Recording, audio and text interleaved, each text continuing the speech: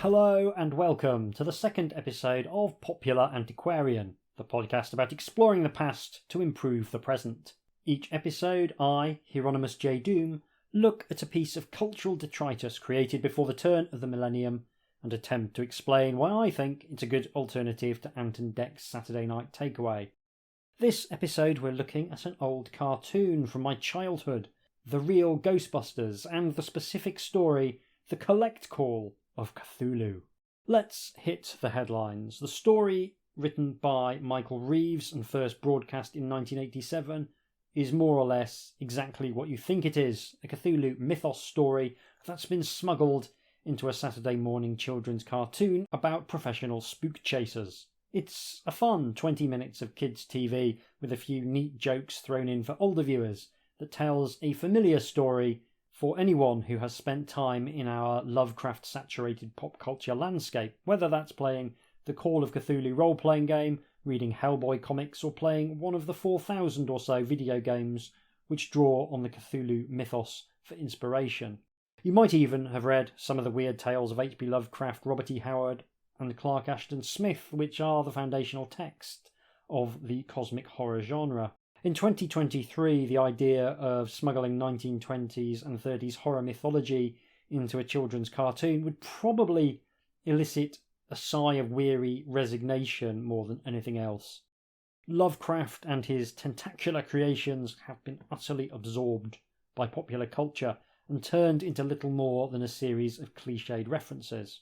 The culture has taken a form of horror based on the indifference of a cruel and monstrous universe, sucked out all of the existential angst and repackaged it as a few visual signifiers shorn of any larger significance. Cthulhu has been turned from a symbol of the ultimate futility of human endeavour in the face of entities completely beyond our comprehension into a kind of amusing mascot for nerds on the internet like me. You can make a case for that process beginning with something like this episode of The Real Ghostbusters, and that's fascinating to me. I don't think that was Michael Reeves' intent, by the way, but we'll come to that when we dissect the episode more thoroughly. First, let's have a little look at the context. Until fairly recently, the Ghostbusters franchise felt oddly coherent. After the success of the first film in 1984, still arguably one of the finest comedies ever put on celluloid, we saw the launch of a successful kids' cartoon, and then a sequel in the form of Ghostbusters 2 in 1989.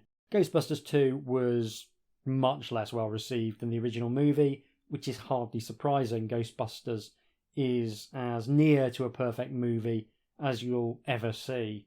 The combination of Bill Murray's sleazy charm, Dan Aykroyd's wide-eyed innocence provides the perfect dynamic to ground the comedy, and Sigourney Weaver is electrifying as the female lead, equally at home playing it straight or chewing the scenery. Rounded out with a strong supporting cast of Rick Moranis doing his shtick, Harold Ramis providing the exaggerated straight man, and Ernie Hudson bringing the New York working stiff energy, and you've got the bones of a fantastic movie before you even mention a ghost. The central conceit, what if dealing with ghosts was less the province of people who talk about chakras and more just another blue-collar line of work in the big city, is genius. The script is sharp, the special effects are fantastic, and the cast do a superb job of making the material land. It's a beautiful confluence of talent and execution. I don't think that Ghostbusters 2 is as bad as people make out, and maybe I'll do a full episode of the podcast defending it at some point, but the fact remains that it entirely failed to take the franchise to the new heights necessary for the film to become a successful franchise. It made money, banking approximately 5 times its budget, but the tepid reaction of critics and fans led to the franchise stalling for many years. Imagine a world where making a bad, or at least not warmly received movie could negatively impact a franchise despite making significant piles of cash. Michael Bay got to make 5 Transformers movies, and not a single one of them is anything other than garbage. They start badly and get worse, but they made bank, at least until the last night, and even that film's financial failure wasn't enough to kill the franchise. However, in 1989, Ghostbusters 2 was apparently enough to put future Ghostbusters projects on hold.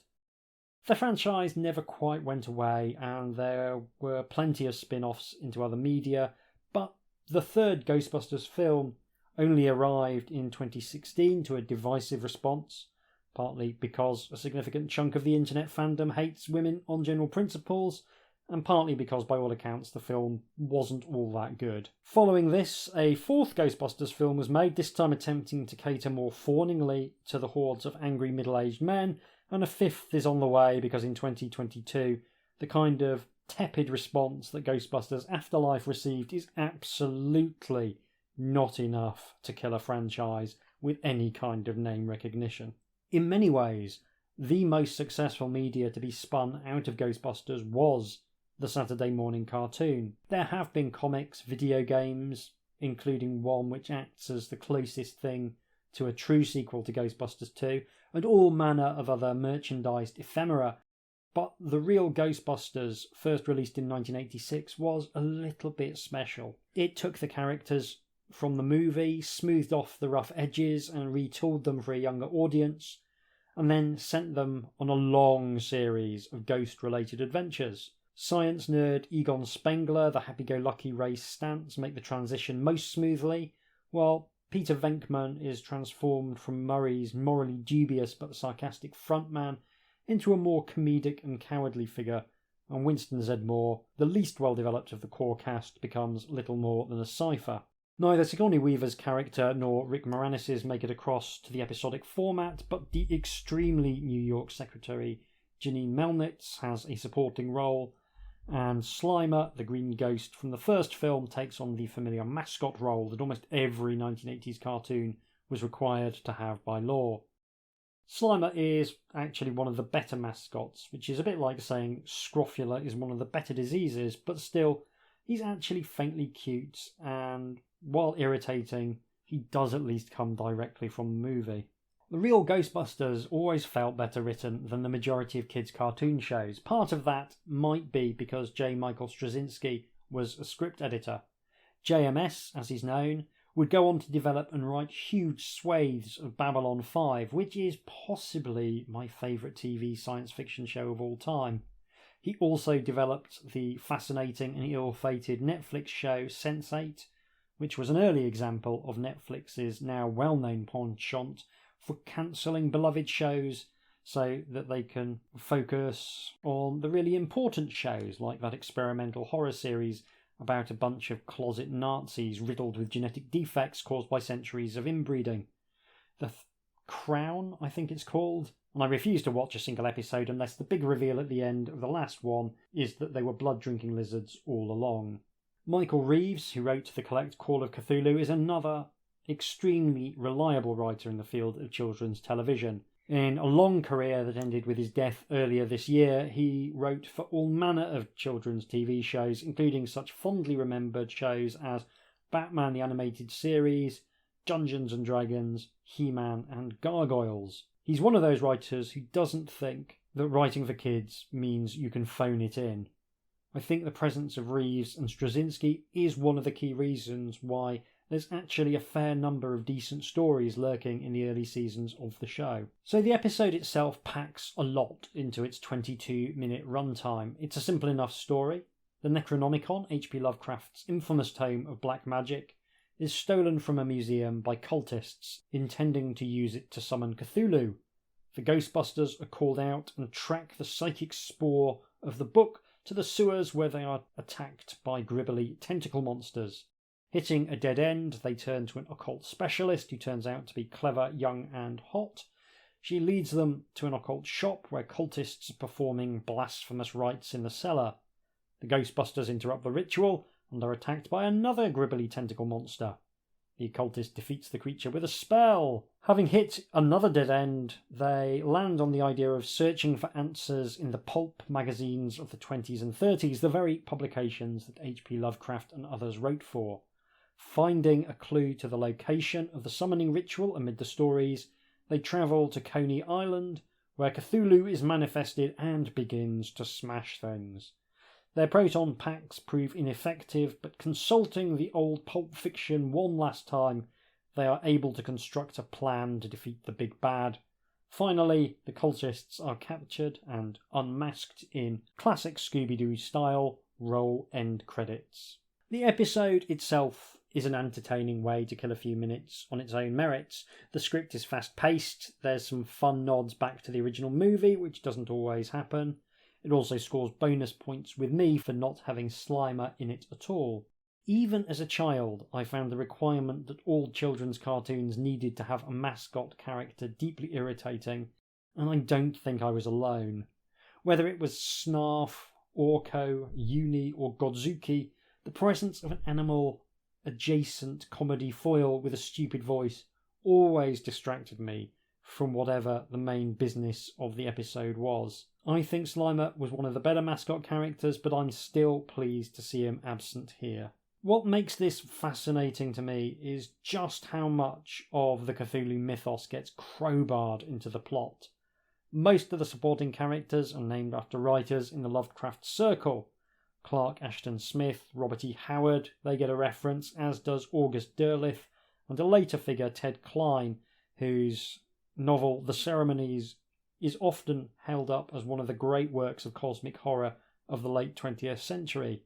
I'm mentioning it here mostly because it's very long and I've read it, and I want you to give me credit for having read a big long book. Various monsters from the mythos get an appearance, including the Shoggoth, the hideous servitor race of the Elder Things, and the occultist supporting character is from the Miskatonic University, which features in many of Lovecraft's stories. While the Cthulhu mythos was becoming more widely known in the mid-80s, you could still argue that it was a niche interest, far cry from the omnipresence it currently enjoys. There had been movies based on Lovecraft's work for years, but they were generally low-budget affairs of some obscurity.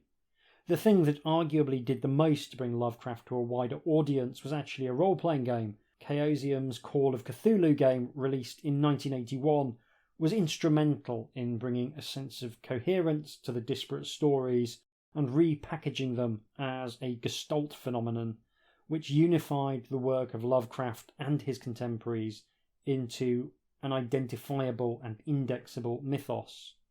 Call of Cthulhu was how I got into Lovecraft's work, and it birthed an obsession with weird fiction that persists in me to this day. I don't think I actually saw this episode of the Real Ghostbusters when it was broadcast in the UK.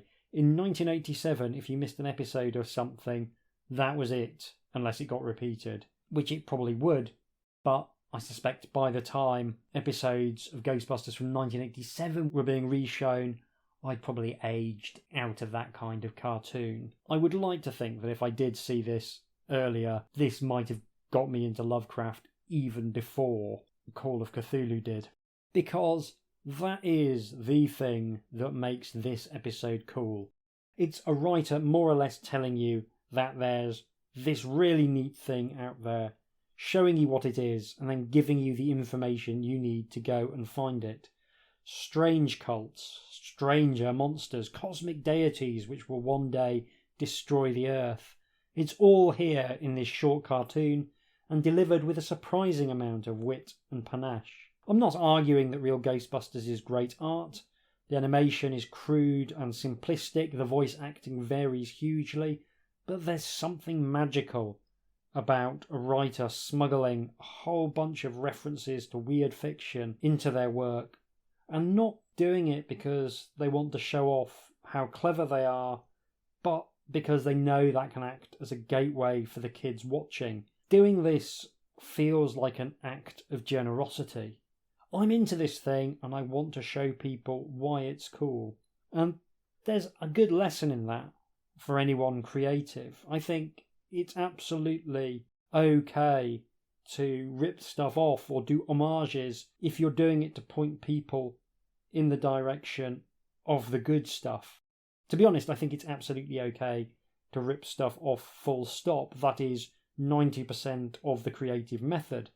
But doing it in a way that promotes the thing you're ripping off, rather than trying to obfuscate the source of your material, is, I think, the kindest way to do it. If you were the sort of person who likes running games of Call of Cthulhu, I think there's the bones of fun adventure here as well. I think there's a lot of mileage in running a game where the players are using experimental technology to try and capture or defeat various monsters of the mythos. One issue with running horror games, and it's an issue that also crosses over to video games, is that a lot of gaming is built around a power fantasy. Especially if you're planning to run a full campaign, you run up against the problem that horror, especially Lovecraftian horror, is essentially about powerlessness. And these two elements of storytelling are quite hard to square, which is why most games wind up being pulp adventure stories with some horror trappings rather than horror per se. And the Collect Call of Cthulhu gives a nice template for that kind of game. You've got your power fantasy from the science fiction monster hunting technology. You've got some leads to follow to some interesting locations. You've got an evil cult in the background. And you've got a suitably epic final confrontation with the big bad that gives the players the opportunity to engage in some lateral thinking to try and resolve it. I would run that game very happily. It's worth remembering as well that writing for children's cartoons can be a tough gig. A lot of cartoons were fundamentally adverts designed to shift merchandise, which was where the real money was. He-Man, the first cartoon I can remember loving, came about after the toy line was already in production, and the same thing was true of Transformers, My Little Pony, and many others. There was a widespread belief that the quality of the shows themselves didn't matter, and what was important was that they featured the latest and the most expensive toys in the line. That was what the toy makers cared about, and the TV executives cared about making sure the cartoon appealed to the broadest demographic possible. Given that neither of these powerful groups actually cares about writing as a craft, that only leaves a small space for writers to, do some actual writing. And there were plenty of writers just churning out the bare minimum in the space because you got paid the same regardless. But there were also writers who wanted to tell good stories regardless of the space they were given. That's what makes good episodes of kids' promotional cartoons magical to me. They feel like little bits of contraband smuggled in under the noses of race-to-the-bottom capitalists. It's like ordering a burger from McDonald's and getting caviar. Of course, there were plenty of cartoons that did have really good writing and were made by people who genuinely cared about the end result. But these were not generally cartoons conceived of as toy vehicles. These were cartoons conceived of as cartoons. And there were actually a bunch of good episodes in the first couple of seasons of The Real Ghostbusters, but meddling at the top saw an exodus of talent, and the final two seasons are much less interesting. JMS left largely because the executives wanted to take an already very successful cartoon and sand off even more of the rough edges in order to make it even more palatable to the widest possible audience. That's the nature of television to an extent. Television shows often go on just past the point where it's clear that they've run out of ideas. But it still feels like a shame in this case. This was a show that perhaps more than any other similar cartoon had writers who genuinely felt that making corporate-driven entertainment for kids could be and should be better than minimum effort. That's all for this episode. Join me next time when we'll be looking at one of my favourite handheld games from the 90s.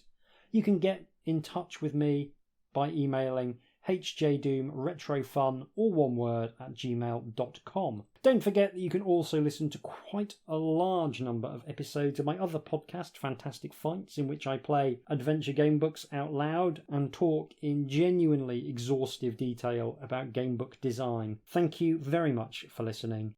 Take care, and I'll see you soon.